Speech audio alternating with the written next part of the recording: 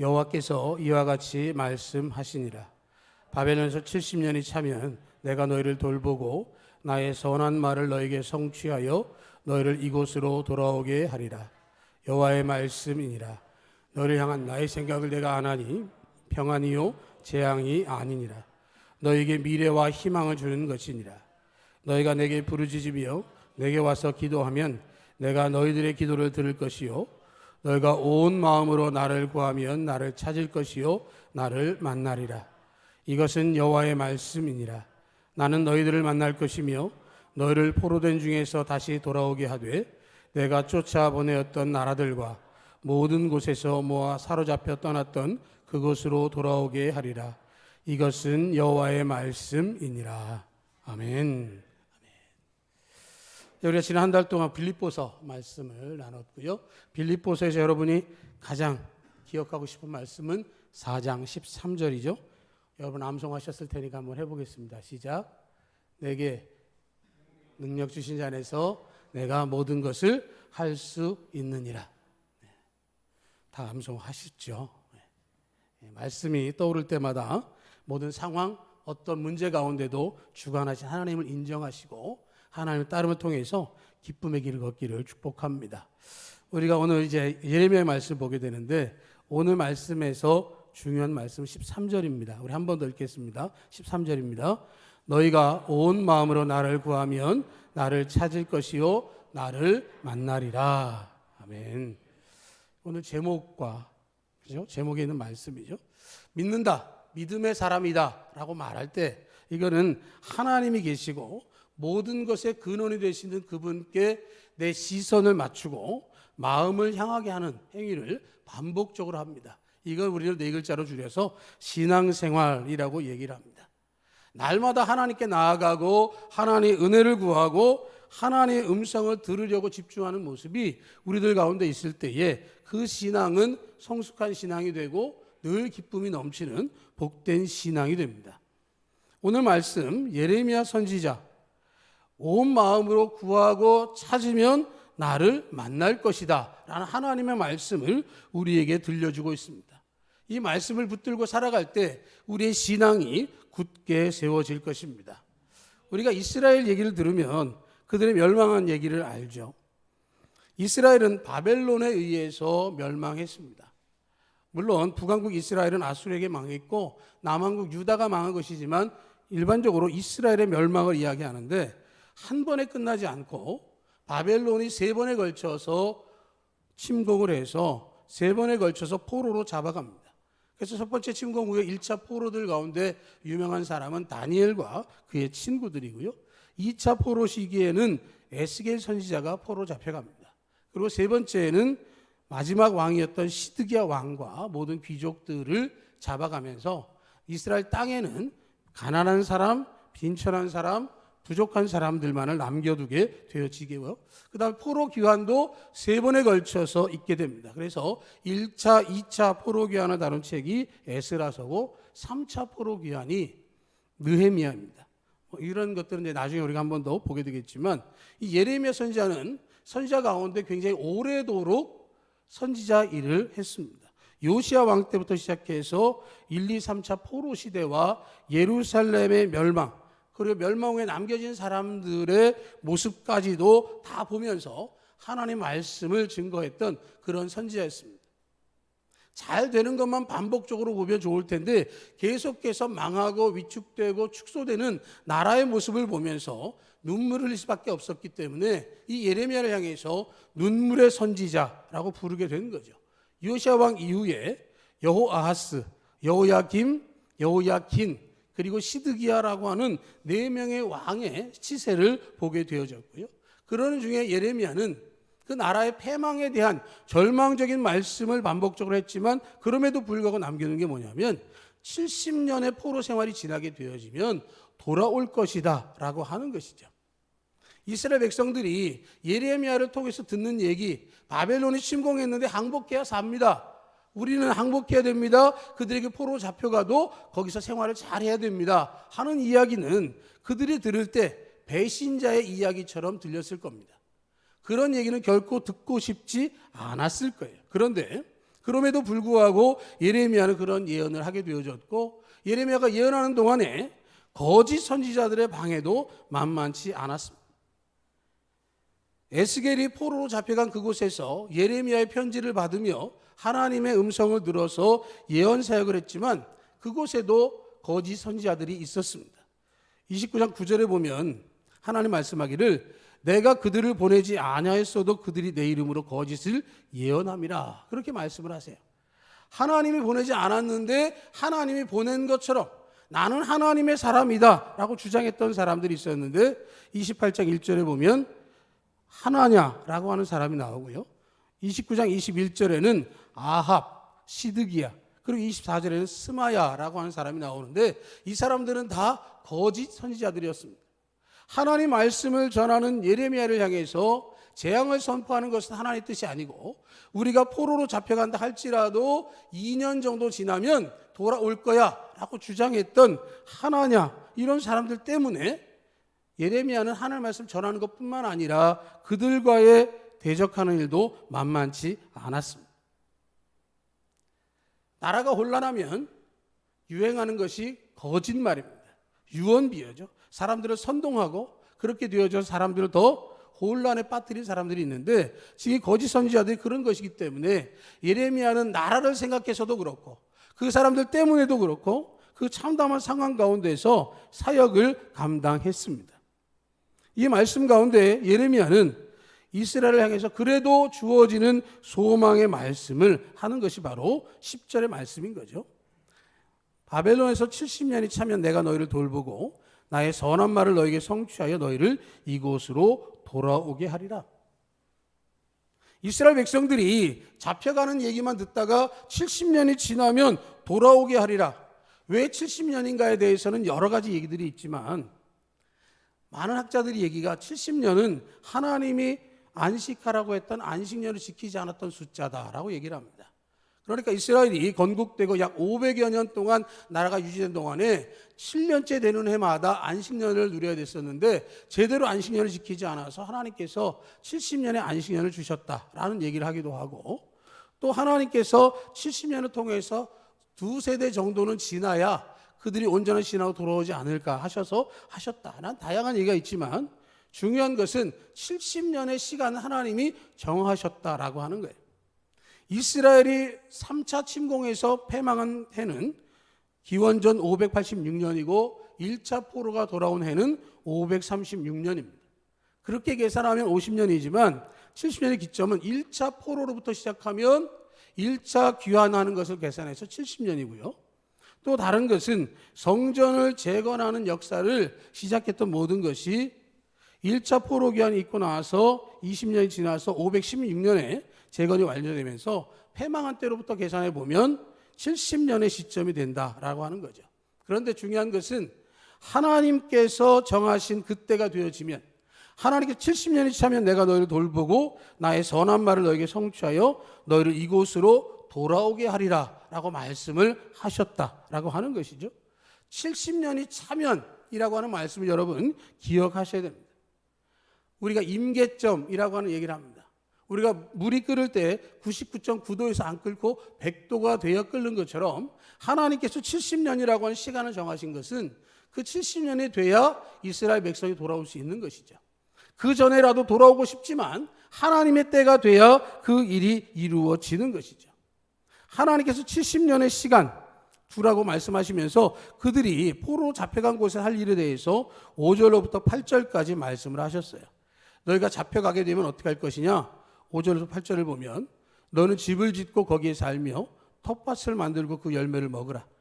아내를 맞이하여 자녀를 낳으며 너희 아들이 아내를 맞이하며 너희 딸이 남편을 맞아 그들로 자녀를 낳게 하여 너희가 거기에서 번성하고 줄어들지 아니하게 하라.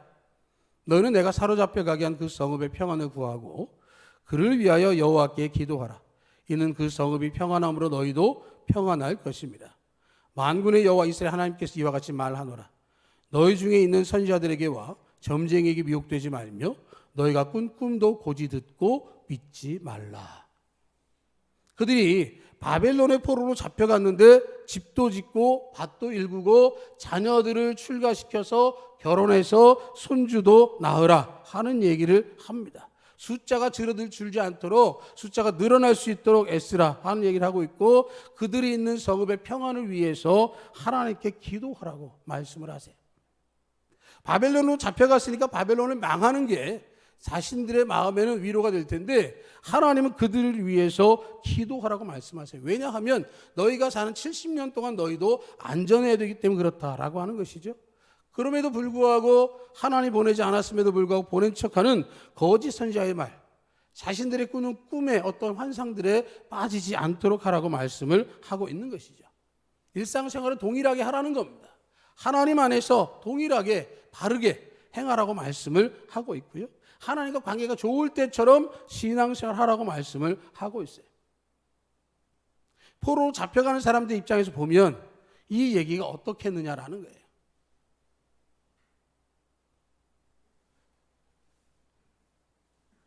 암살이라는 영화에서 이정재에 대해서 제가 지난번에도 말씀드린 것 같지만, 왜 변절했느냐고 물었을 때 그 답변이 이거였죠. 해방될 줄 몰랐다.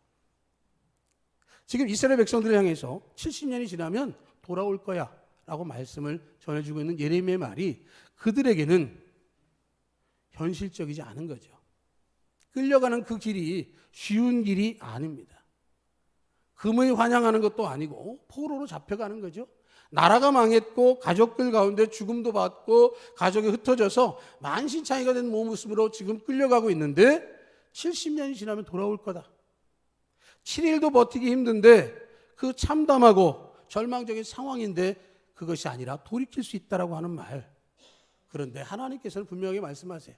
70년이 되어지면 어떻게 받아들이느냐에 상관없이 하나님께서 그 역사를 이루신다라고 하는 거죠. 내가 너희를 돌보고 나의 선한 말을 너에게 성취하여 너희를 이곳으로 돌아오게 하시겠다. 하나님의 때에 하나님의 섭리가 이루어질 것이라고 말씀을 하고 있어요. 우리는 하나님의 어떤 역사를 이야기할 때 내가 무엇인가를 해서 하나님께서 하시는 것처럼 생각할지 모르지만, 성경은 분명하게 이야기하는 것은 나의 받아들임과 받아들이지 않음과 상관없이 하나님께서는 반드시 역사하신다라고 하는 거죠. 하나님의 때에 하나님께서 이루신다라고 하는 것이죠. 그것을 믿음으로 기대한 사람들은 그 역사가 이루어질 때 감사와 감격이 있을 것이고, 믿음이 없었던 사람들은 그 믿음이 없었던 것 때문에 부끄럽고 절망적인 모습을 보일 수 있을 것입니다. 하나님 안에서 그 약속이 성취되기까지 70년이라는 시간이 흐르는 동안 하나님은 예레미야와 에스겔을 통해서 말씀을 주셨습니다. 그들을 통해서 미래에 대한 꿈을 갖게 하셨습니다.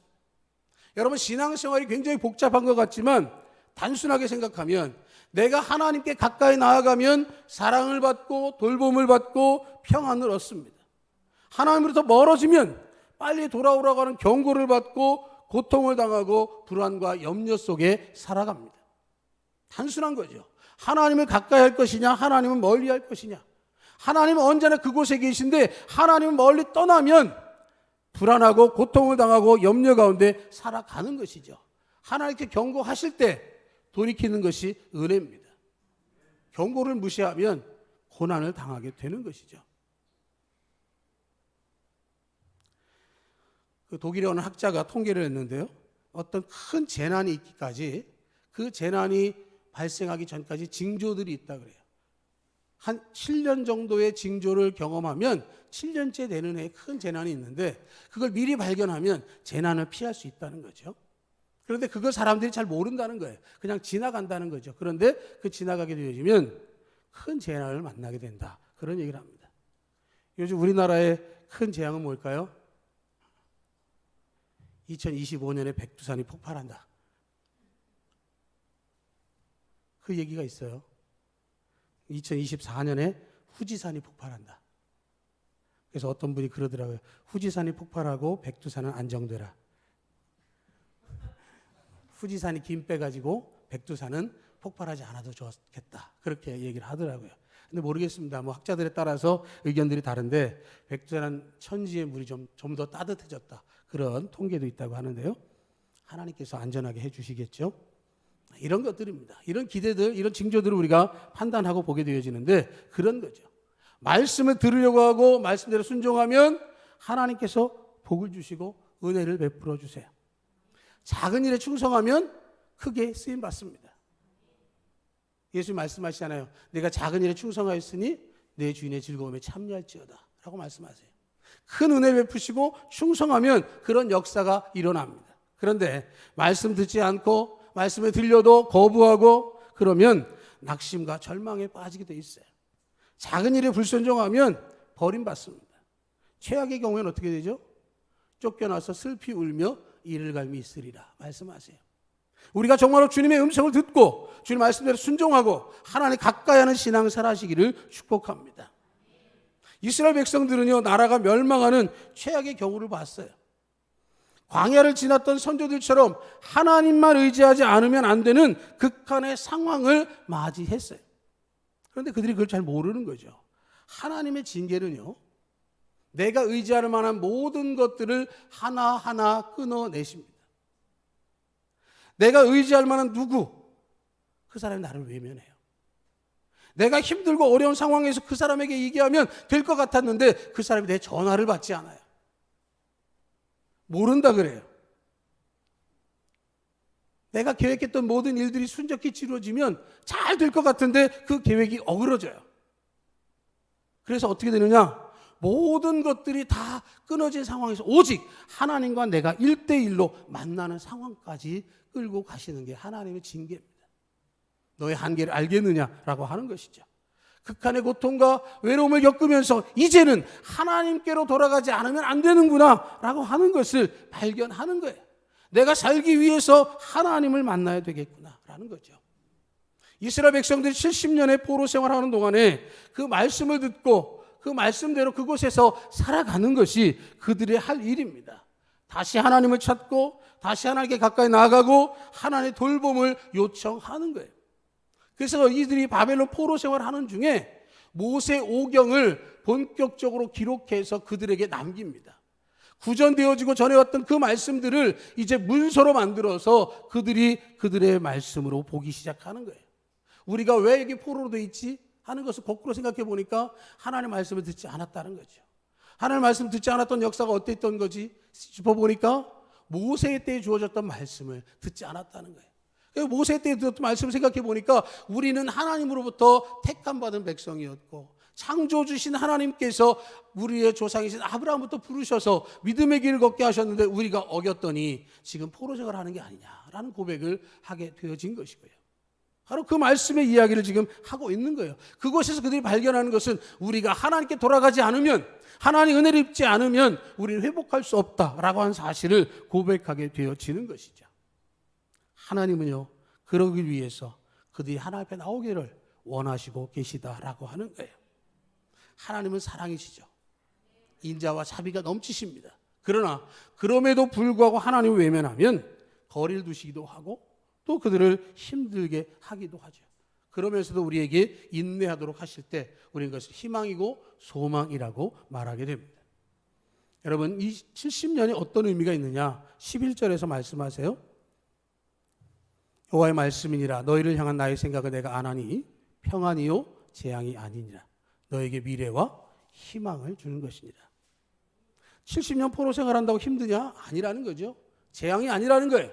너에게 주는 내 희망이고 내 생각은 재앙이 아니라 너에게 복을 주고 평안을 주기를 원한다라는 말씀을 하는 거예요. 70년 끌려가서 너무 괴롭습니다. 재앙이 아니라는 거죠. 하나님께서 약속하신 복을 그들에게 1000대까지 내려주시겠다. 죄는 3, 4대까지 내리시겠다라고 생각해 보면 70년의 그들의 재앙은 하나님의 징계일 뿐이고 그것이 지나면 하나님께 돌아올 수 있는 놀라운 은혜의 자리로 책임져 주시겠다고 말씀을 하고 있는 거예요. 그 생각이 하나님의 생각인 거죠.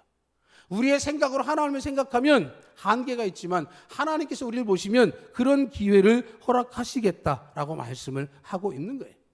이 말씀을 듣고 이스라엘 백성들은 하나님 앞으로 나아오게 되었을 것입니다. 하나님이 우리에게 주신 것은 재앙이 아니구나. 하나님이 우리에게 주신 게 평안이요 하나님께서 우리에게 주신 것은 희망이구나. 우리에게는 아직도 하나님과 함께할 수 있다라고 하는 것을 고백하게 되어지는 것이죠. 나라가 망하고 포로로 잡혀간다 할지라도 사람의 생각은 재앙인지 모르지만 하나님의 섭리 가운데 있으면 악을 선으로 바꾸시는 역사라는 사실을 기억하시기를 축복합니다. 우리가 살아가다 보면 참 어려울 때가 많죠. 저희 돌아가신 어머니가 저희 집사람을 붙들고 하루에도 4번씩 레파토리를 동일하게 돌리셨다. 그 얘기를 하세요.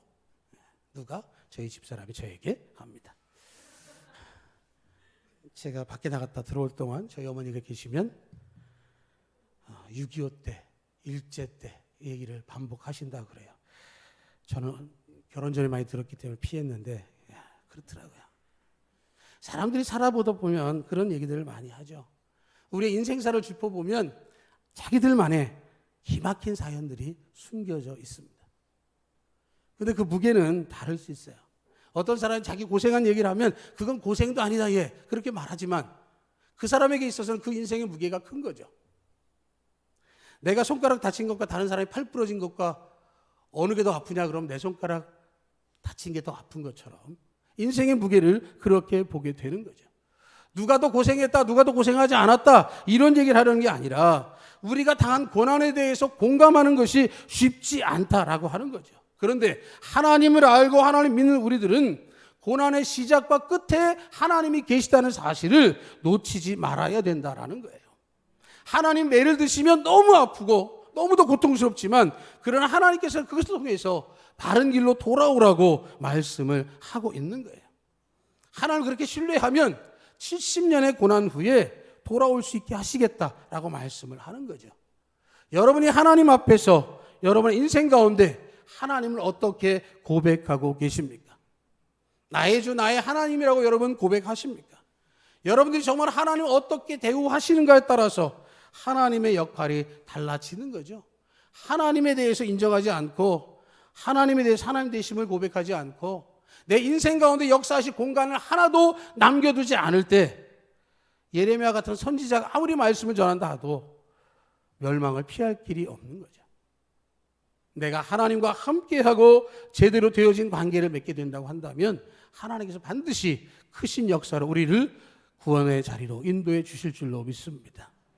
하나님 말씀하세요. 지금 네가 처한 고통, 낙심, 눈물 흘리는 상황이 불순종이든 징계이든 멸망의 고통 가운데 있지 않거든 모든 것 가운데에 내가 너에 대해 생각하는 것은 재앙을 주고자 하는 게 아니라 미래와 평안을 주려고 하는 것이다.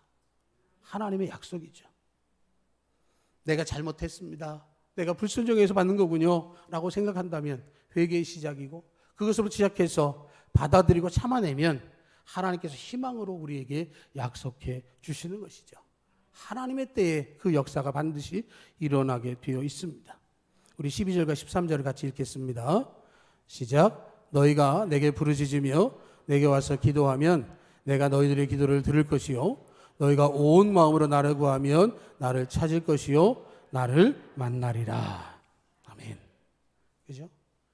무슨 말씀하세요? 나에게 와서 내게 부르짖어라. 기도해라. 그러면 내가 기도 들어줄게. 나를 구해라. 그러면 나를 만날 것이고 그러면 내가 너희와 함께 하겠다라는 약속의 말씀을 하고 있어요. 마음과 뜻을 다하여 힘을 다하여 하나님을 사랑해라 하시는 그 말씀대로 하게 되어지면 그 은혜를 누리게 된다는 거죠. 이런 영원한 평안이 우리 것이라고 말씀하고 있습니다. 우리가 평생 동안 하나님께 부르짖고 기도하고 하나님을 구하는 우리가 되기를 축복합니다. 하나님을 찾으면 하나님께서 만나 주시겠다라고 말씀하세요. 하나님 만나면 모든 것으로부터 해방되어지는 것이죠. 하나님 만나면 은혜를 누리게 되어 있습니다. 눈물과 한숨이 거두어지고 평안과 기쁨으로 바뀌어지는 것이죠. 여러분 찬송 복음성가 가운데 나의 한숨을 바꾸셨네라고 하는 곡이 있습니다. 제가 어제부터 또 이제 부르기 시작했어요. 언제 하려고 그럴까요? 찬양 예배 때도 하려고 하는 건데요. 이 나의 한숨을 바꾸셨네를 쓰신 분이 소진영이라고 하는 분입니다. 마커스 찬양 집회 리더였고요. 지금은 이제 8년 동안 사역하시고 다음 주자에게 이제 리더를 넘기셨는데 솔로 앨범 타이틀곡이 나의 한숨을 바꾸셨네요. 그 가사에 보면 나의 한숨을 바꾸셨네. 주를 향한 노래로, 소망의 노래로 나의 눈물을 거두신 주 예수 이름 안에 살게 하소서. 아직 완전하지 않아서 노래로 부르진 않았는데요. 이 가사에 보면 한숨을 바꿨다고 얘기를 하세요. 주를 향한 노래로, 소망의 노래로. 근데 이 가사를 쓴 배경이 뭐냐면 자기의 삶을 배경하고 있어요. 24살에 만성 골수성 백혈병 진단을 받습니다. 표적 항암 치료를 받아야 되죠. 그래서 항암 치료를 받았어요. 24살이니까 내가 백혈병을 앓으면 결혼하기 어렵지 않을까라고 생각을 했는데 결혼을 하게 됐습니다.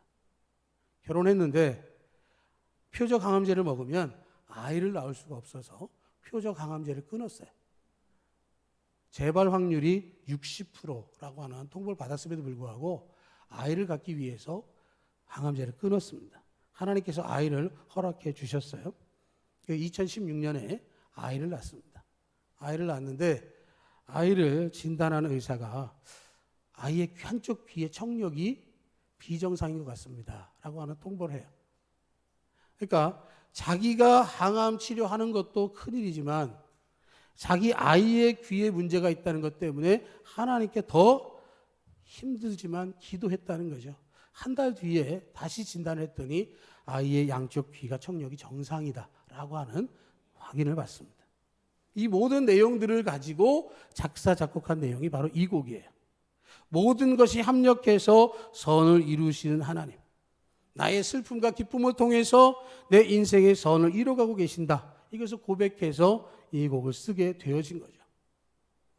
나의 한숨을 바꿔주시는 거예요. 나는 한숨을 쉴 수 있어요. 땅이 꺼져라 한숨 쉴 수 있습니다. 그러나 하나님은 한숨을 쉬는 것으로 머무는 게 아니라 우리에게 희망을 주시고 우리에게 평안을 주기를 원하시죠. 나의 눈물을 기쁨으로 소망으로 바꿔주시고 예수님 이름 안에 살게 하실 때 우리는 진정한 평안을 얻게 되는 것이고요. 이 모든 것이 하나님의 약속 가운데 주어지는 것이죠. 시편 30편에 보면 이렇게 얘기합니다. 다윗이 그의 노염은 잠깐이요 그의 은총은 평생이로다. 저녁에는 울음이 깃들일지라도 아침에는 기쁨이 오리로다. 슬플 수 있죠. 고통이 있을 수 있습니다. 어려울 수 있습니다. 그러나 주님은 기쁨으로 바꿔주십니다. 오늘 14절의 말씀 보면 이렇게 말씀합니다. 이것은 여호와의 말씀이니라. 나는 너희들을 만날 것이며 너희를 포로된 중에서 다시 돌아오게 하되 내가 쫓아보내었던 나라들과 모든 곳에서 모아 사로잡혀 떠났던 그곳으로 돌아오게 하리라. 이것은 여호와의 말씀이니라. 떠나는 거 슬퍼하지 말아라. 돌아오게 하겠다. 돌아오게 하겠다. 세상 가운데 머무는 것이 아니라 하나님 품 안에 있도록 하시겠다고 말씀을 하고 있어요. 우리 각자에게 우리 교회를 향하신 하나님의 생각은 평안과 소망에 있음을 기억하시기 바랍니다.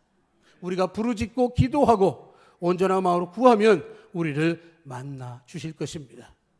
2023년 여러분 이제 두 번째 달을 출발하면서 정말로 나와 함께 하신 하나님, 나를 만나 주신 하나님을 통해서 저 함께 웃고 함께 합력해서 하나님의 선하신 역사 이루어가는 모두가 되시기를 주님의 이름으로 축복합니다. 아멘.